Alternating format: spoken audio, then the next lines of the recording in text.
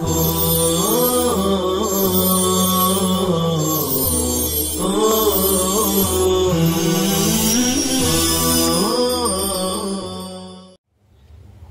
اللہ الرحمن الرحیم۔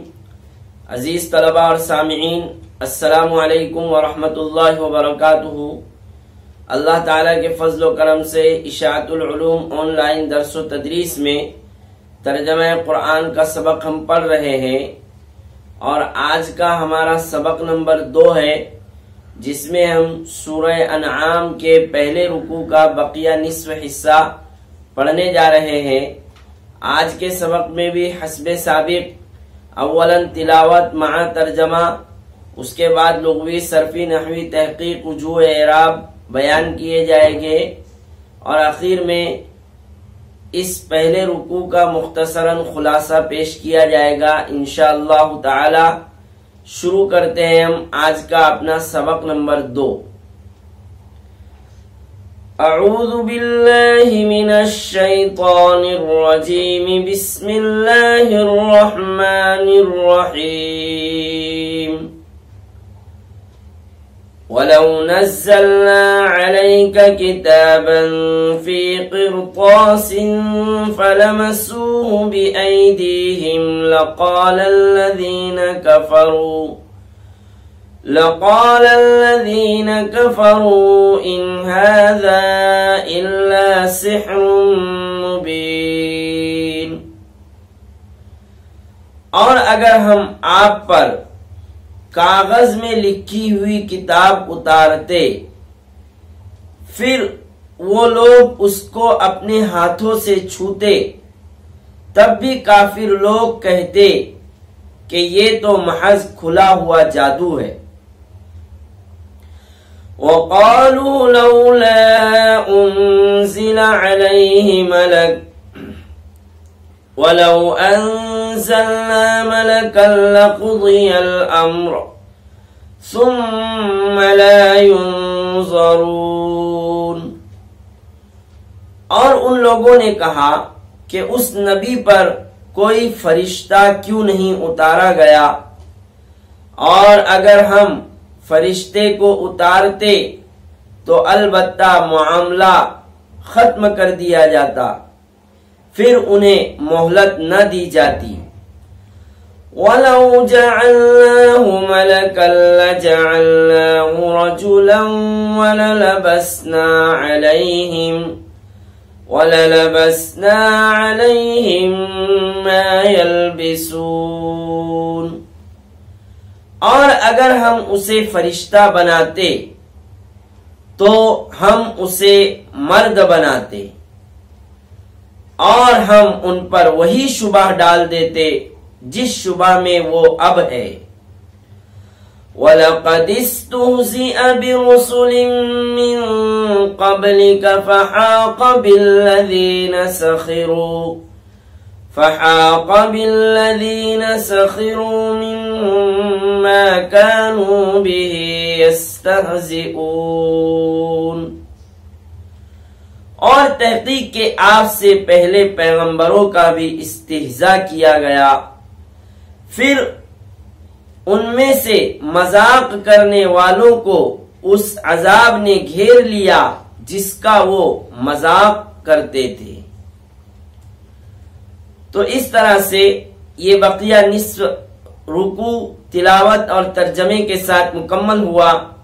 اب ہم دیکھتے ہیں اس بقیہ نصف حصے میں مذکور کلمات کی لغوی صرفی نحوی تحقیق وجوہ اعراب۔ پہلا کلمہ ہے وَلَوْ نَزَّلْنَا۔ لو حرف امتناع ہے یہاں پر، نزلنا فعل ماضی صیغہ جمع متکلم ہے، باب تفعیل سے ہے، نزل ینزل تنزیلا، اور اسی کا مترادف ہے انزل ینزل انزالا۔ انزال اور تنزیل میں فرق بتلایا جا چکا ہے ما قبل میں۔ علیک کتابا، کتابا منصوب ہے، حالت نصبی میں، اس لیے کہ نزلنا کا مفعول بھی واقع ہے۔ فی قرطاس، قرطاس معنی کاغذ، وہ کاغذ جس پر لکھا جائے، اسے قرطاس کہتے ہیں اور قرطاس کی جمع قراطیس آتی ہے۔ فلمسو، لمسو فعل ماضی صیغہ جمع مذکر غائب ہے، مبنی علی الضم ہے، واو ضمیر فاعل ہے، ہو ضمیر منصوب متصل ہے، اس میں مفعول بھی واقع ہے لمسو کا، اور ہو ضمیر کا مرجع قرطاس ہے۔ لمسو فعل ماضی باب ضرب یضرب سے ہے، لمس یلمسو، اور مصدر ہے اس کا لمس، لمس مصدر ہے، معنی ہے چھونا۔ بِأَيْدِيهِمْ لَقَالَ الَّذِينَ كَفَرُوا إِنْ هَذَا إِلَّا سِحْرٌ مُبِينٌ۔ سحر باب فتح یفتح سے، سحر یسحر سحرا، مبین اس میں فاعل واحد مذکر ہے۔ وقالوا لولا انزل علیہ ملک، لولا انزل علیہ اس نبی پر کیوں نہیں اتارا گیا، لولا اس میں لولا شرطیہ ہے برائے تحزیز یا تندیم، لولا شرطیہ برائے تحزیز یا تندیم۔ انزلہ فعل ماضی مجہول ہے، ملکن اس کا نائب فاعل واقع ہے، اس لیے مرفوع ہے، حالت رفعی میں۔ وَلَوْ أَنزَلْنَا مَلَكًا لَقُضِيَ الْأَمْرُ، لَقُضِيَ الْأَمْرُ تو سارا معاملہ ہی ختم کر دیا جاتا۔ لَقُضِيَ میں لام تاکید ہے، اور قضیہ ماضی مجہول صیغہ واحد مذکر ہے، باب ضرب یضرب سے ہے، باب ضرب یضرب سے ہے۔ الامر نائب فاعل واقع ہے، قضیہ فعل ماضی مجہول کا، اس لیے الامر مرفوع ہے، حالت رفعی میں۔ ثم لا ينظرون ولو جعلناه ملكا لجعلناه رجلا وللبسنا، ولو جعلناه ملكا، جعلناه میں ہو ضمیر منصوب متصل، مفعول بھی اول واقع ہے جعلنا کا، ملکن مفعول بھی ثانی ہے، ملکن مفعول بھی ثانی ہے اس لیے منصوب ہے۔ لجعلناه رجلا، اس میں بھی جعلناه میں ہو ضمیر منصوب متصل، مفعول بھی اول، اور رجلا مفعول بھی ثانی ہے جعلنا کا۔ جعل متعدی بدو مفعول ہوتا ہے۔ ولا لبسنا، لبسنا فعل ماضی صیغہ جمع متکلم ہے، باب ضرب یضرب سے ہے، لبس یلبسو، اور لبسنا میں جو شروع میں لام ہے للبسنا، یہ لام تاکید ہے، اور یہاں پر جو للبسنا میں ترجمہ ہوا ہے کہ ہم ان پر شبہ ڈال دیتے، یہاں جو لبسنا فعل ماضی ہے، فعل ماضی ہونے کے باوجود اس کا ترجمہ مستقبل سے کیا گیا ہے، مستقبل سے ترجمہ کرنے کی وجہ لولا شرطیہ ہے، لولا شرطیہ جو آیا ہے اس کی وجہ سے لبسنا ماضی ہونے کے باوجود اس کا ترجمہ مستقبل سے کیا گیا ہے کہ ہم ان پر شبہ ڈال دیتے۔ وَلَقَدِ اسْتُهْزِئَ بِرُسُلٍ مِّن قَبْلِكَ فَحَاقَ بِالَّذِينَ سَخِرُوا، استہزئ فعل ماضی مجہول صیغہ واحد مذکر غائب، باب استفعال سے، استہزأ یستہزئ استہزاءً، باب استفعال سے۔ من قبل کا فحاق، حاقہ فعل ماضی صیغہ واحد مذکر غائب ہے، حاقہ یحیق، باب ضرب یضرب سے۔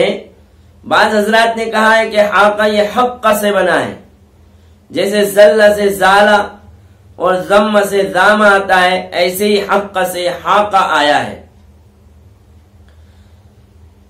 حق یحیق معنی ہے گھیر لینا۔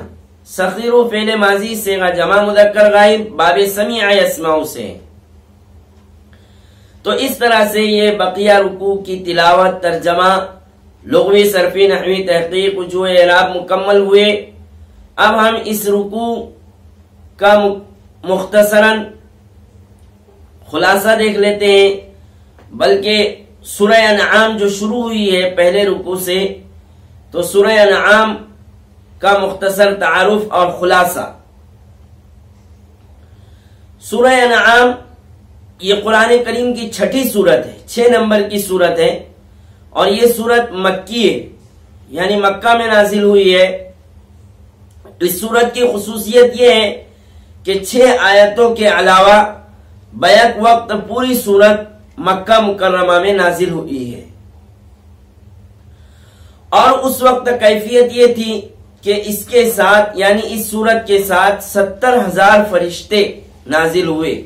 70,000 فرشتے اس سورت کو لے کر اترے، اور یہ 70,000 فرشتے تسبیح اور تحمید یعنی سبحان اللہ اور الحمدللہ پڑھتے ہوئے آئے تھے اس سورت کے ساتھ۔ اس سورت کی 6 آیتیں مدنی ہیں جو اس سورت سے مستثنا ہیں، یعنی اس کے مکی ہونے سے مستثنا ہیں، اور وہ 6 آیتیں کون سی ہیں؟ ان 6 آیتوں میں وما قدر اللہ حق قدرہ سے کنتم عن آیاتی تستکبرون تک یہ 3 آیتیں ہیں، اور 3 آیتیں قل تعالوا اتلو ما حرم علیکم یہاں سے لے کر لعلکم تتقون تک یہ 3 آیتیں۔ تو اس طرح یہ 6 آیتیں مدینہ منورہ میں نازل ہوئی ہے۔ یہ سورت یعنی جو سورہ انعام ہے، یہ سورت توحید کے تمام اصول و قواعد پر مشتمل ہے، توحید کے تمام اصول و قواعد پر مشتمل ہے، اور اس صورت میں توحید کے روشن دلائل کو بڑی تفصیل کے ساتھ بیان کیا گیا ہے۔ اور اس سورت کا نام سورہ انعام ہے۔ انعام کا معنی آتا ہے چوپائے، جانور۔ تو اس سورت میں چونکہ انعام یعنی چوپایوں اور جانوروں کا ذکر فرمایا گیا ہے، اس مناسبت سے اس سورت کا نام سورہ انعام رکھا گیا ہے۔